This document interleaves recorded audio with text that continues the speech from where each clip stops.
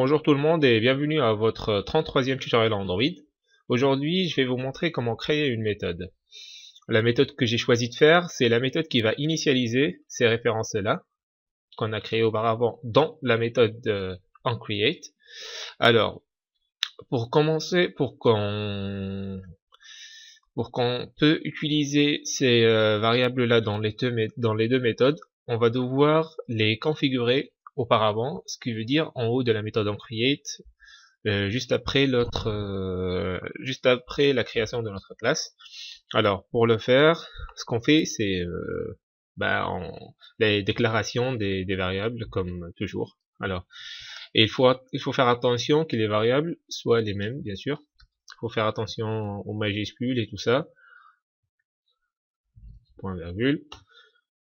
Après ça, notre toggle button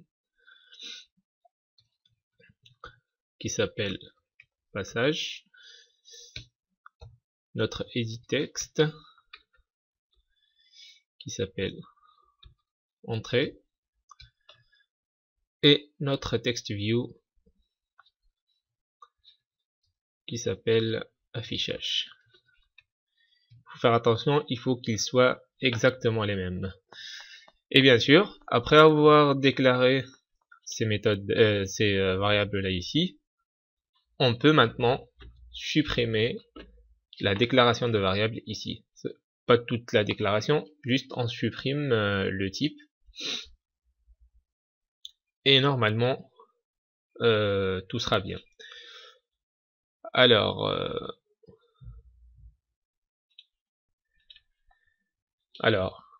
on supprime ici button.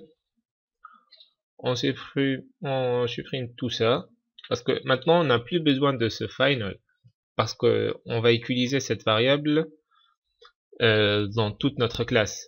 Alors que le final fait une restriction seulement sur la méthode onCreate. Comme ça, on pourrait utiliser cette variable-là que dans la méthode onCreate. Mais nous, on veut l'utiliser dans toute la classe. Ainsi, j'ai fait une erreur, c'est pour ça que entrée ici, j'ai oublié un E. Là, c'est bon. Alors, je disais que vu qu'on va utiliser ces variables-là dans toute la classe, alors on n'a plus besoin de ce final qui fait une restriction. Ce qui veut dire là, en supprimant ce final, on utilise cette variable-là dans toute notre classe. Alors, pour la création de notre...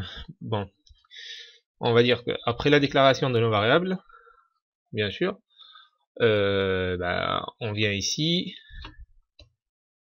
et on va faire appel à notre méthode. Vous pouvez appeler votre méthode comme vous le voulez.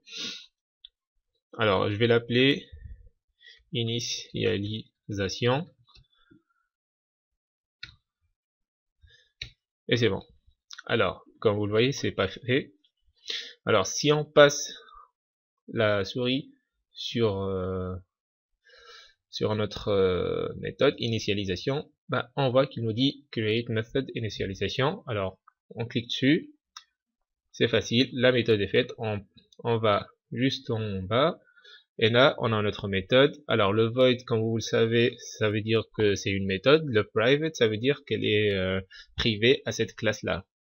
Alors dans notre méthode, à l'intérieur, on va faire l'initialisation de nos variables, et pour le faire, on a juste à couper ça, CTRL X, si vous ne le savez pas, on sait jamais, et là, CTRL V, et c'est fait. Maintenant, on a notre méthode, la classe, quand on va faire appel à la classe, il y a les variables qu'on a ici, après les variables, et on a notre initialisation qui fait initialiser nos variables. C'est tout pour ce tutoriel. Dans le prochain tutoriel, peut-être on va parler de l'implémentation. Merci pour votre attention et à la prochaine. Au revoir.